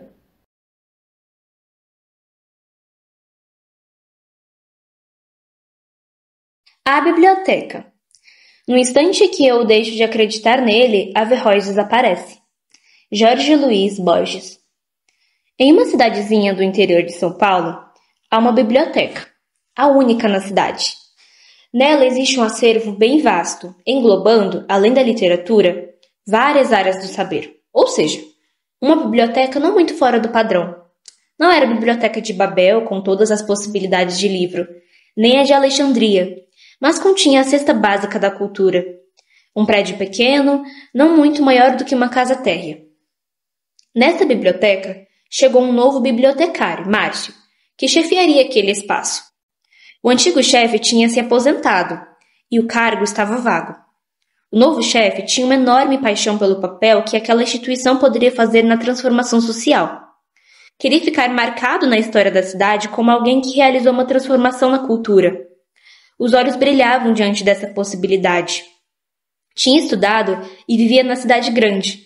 Não conhecia a vida e os costumes daquela gente. Foi indicado para lá por ter diploma e muitos conhecidos na área. Na primeira reunião, após 1 mês de trabalho, chamou todos os funcionários e disse: "Tive uma ideia e queria compartilhar para vocês. Vamos transformar a biblioteca em um espaço onde só tem autores negros. Isso será feito para reparar a imagem eurocêntrica da cultura brasileira. Os brancos escreveram a nossa cultura, até hoje." "Como isso vai funcionar?" perguntou um dos presentes.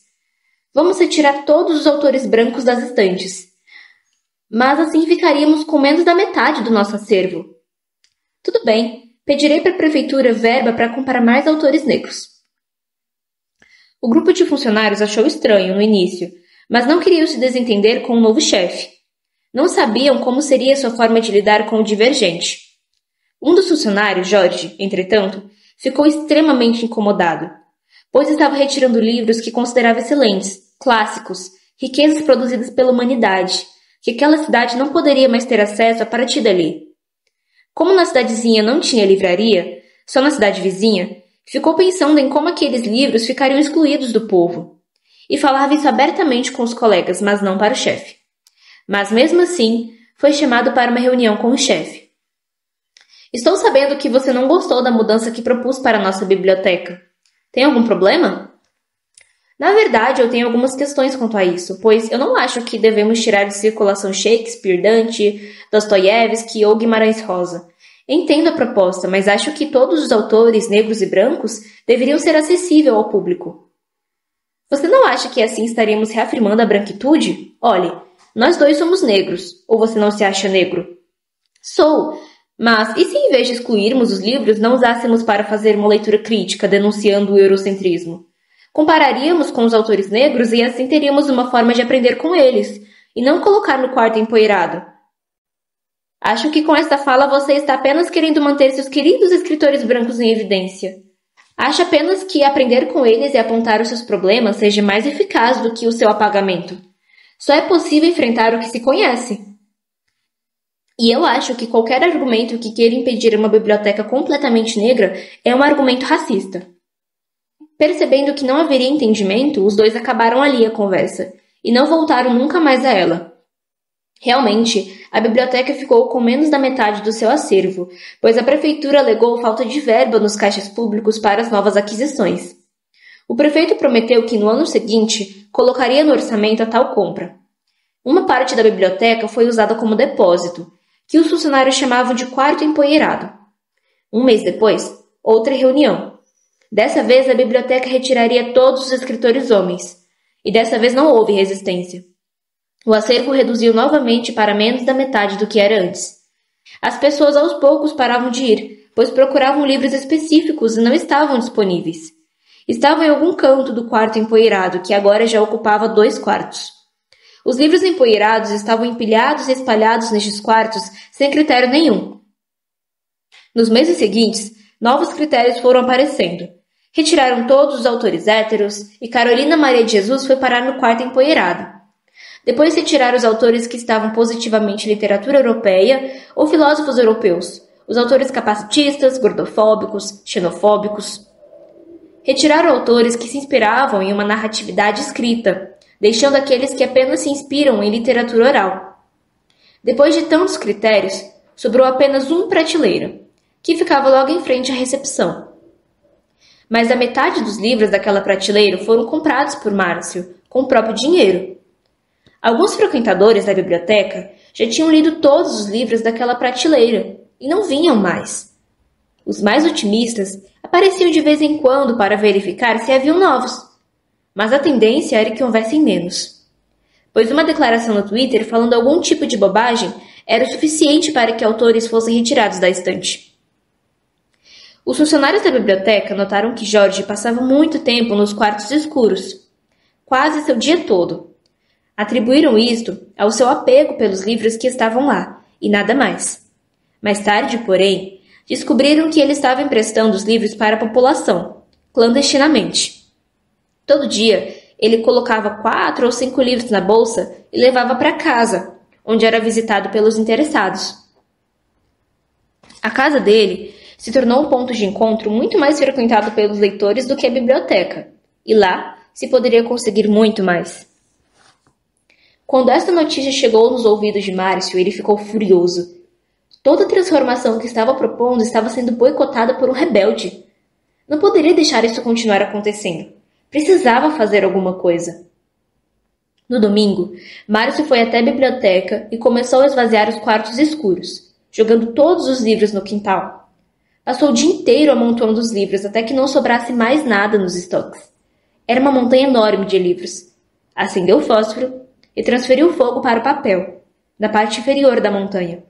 O fogo se alastrou, o fogo que consumia todos os séculos. Quando a fumaça já estava incomodando os vizinhos, os curiosos foram para ver o que estava acontecendo lá. Os bombeiros não quiseram apagar o fogo com a mangueira porque a água ou fogo danificaria o papel da mesma forma. Os funcionários chegaram quando a fogueira já perdia força. Jorge preferiu ficar em casa e todos que pegaram livros com ele nem se preocuparam em devolver. Márcio varreu as cinzas, colocou no saco de lixo e voltou para dentro do prédio.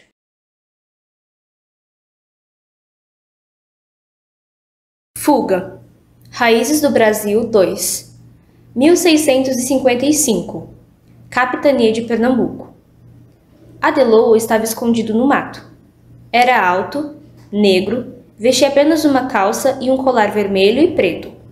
Esperou um momento de distração na fazenda e partiu, sem mala nem cuia. Estava em desespero. Não aguentava mais o trabalho que exigiam dele e principalmente não aguentava estar submetido a ordens do senhor, Eduardo. Era uma coisa que não tinha volta, porque, ao voltar, seria submetido à disciplina que era pior que a morte. Lembrou do Aquim, que foi capturado na fuga e que ficou preso por 7 dias em um cubículo no qual nem cabia em pé, com um copo de água e um punhado de farinha por dia, porque os donos não queriam o prejuízo do preto morto. Estava decidido, fuga ou forca. Sabia que existia um lugar onde teria proteção. Era um segredo que os negros comentavam de noite, longe dos brancos. Um lugar que talvez nem fosse real, mas era a única alternativa, Palmares. Um monte de gente vivendo segundo a ordem dos negros, sem padres nem capatazes. Mesmo que lá tivesse que se preparar para a guerra, tudo bem. O homem foi andando muito e muito tempo. Os dias passavam sem conta, talvez semanas. De vez em quando, ele encontrava uma fruta ou folha de comer. Algumas vezes, achou uma cumbuca com farinha e agradeceu aos espíritos pela bondade. Ele confiava que seu pai estava o acompanhando dia e noite. Ele não sabia o caminho, a direção estava nas mãos do destino. Em um dos dias, ele escondido no mato atrás de um tronco muito largo, ouviu passos. Eram pelo menos 4 pés. Foi prestando atenção para saber se é onça, cachorro ou pior, os homens. Nem precisou deduzir muito, pois estavam conversando. Ouviu algumas coisas. Dona Clara disse que viram um preto vindo dessa direção. Será que é o do seu Eduardo? Pode ser, mas negro na mata sempre é para pegar. Depois a gente acha para quem devolver. Ao ouvir o nome do seu patrão, ficou com mais ódio. O desgraçado tinha colocado os caçadores atrás dele. Pensando bem, não era nenhuma surpresa. Desgraça. Nas redondezas da fazenda onde trabalhava, havia o Cândido Neves, que vivia bebendo cachaça no bar e se vangloriando de quantos pretos fugidos já tinha conseguido pegar. Contava as histórias para todos ouvir, de modo que os senhores ficassem sabendo. E era muito requisitado. Era ele mesmo que se aproximava de Adelou na mata fechada, com mais 3 companheiros para cercar. Tinha chicote e garruncha. Falou: "Aparece, preto maldito, sai do mato. Quer viver como macaco?" Ele esperou os barulhos estarem longe o suficiente e foi andando com todo o cuidado. De repente, achou um caminho pisado no meio do mato. Foi seguindo a distância. Depois viu que ele foi atravessado por outro, uma encruzilhada. Era um sinal. Ele lembrou do seu guia, e era exatamente dele que precisava. Lembrou de todo o trabalho que já tinha feito. Não ia ser deixado na mão. Começou a cantar mentalmente, já que não podia fazer barulho. Ele repetia, até que entrava em transe. Ele parecia que não estava mais ali. O corpo estremecido todo suava. Sentia que estava próximo. Sentiu-se tonto, o coração acelerado. O sentimento era muito forte. Não estava mais sozinho. Tum! De longe, Ouviu-se uma gargalhada volumosa e destemida. Ha, ha, ha! Que arrepiou da cabeça aos pés os caçadores. Eles estavam todos juntos. Cândido falou. Está com o demônio! Vamos acabar com ele! Fez o sinal da cruz e foi em direção ao lugar de onde saiu o som. Mas a cada minuto ouviam a gargalhada vinda de outro canto, como se a ginga o transportasse pela névoa. Estavam desorientados. O riso desafiava. Eles se separaram. De relance, viram um vulto sorrateiro segurando o bastão apoiado na nuca. Um deles levou uma rasteira. Caiu com um grito e bateu a costela na raiz de uma árvore. Os outros foram em seu socorro, enquanto ouviram a gargalhada fugindo, cada vez mais longe. Adelou acordou em um quarto, com pessoas lhe dando chá de ervas para beber. Estava com os arranhões, com cansaço extremo. Disse, onde estou? Te encontramos na entrada da cerca real do macaco, desmaiado. Aqui é Palmares.